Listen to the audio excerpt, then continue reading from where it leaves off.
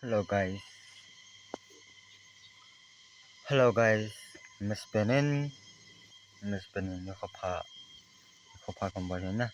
Tani khwaye mitang ituan. Video ni sa kong kam hin na.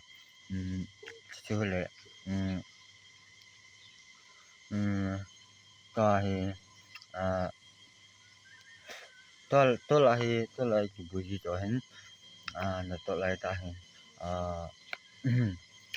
YouTube na hi ki bol he pon tani khwaye tana ina kom hin tana he ina kom je en video ni sa kong kap hin na ka hi ta kom ne la ke no na che ke no he tani hi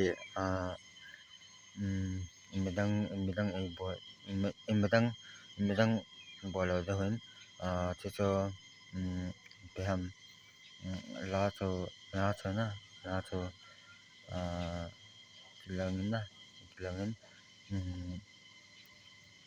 alam min chu le lung se na asange ken nang kalung se em ngai chun lo na chalai like subscribe hin bo guys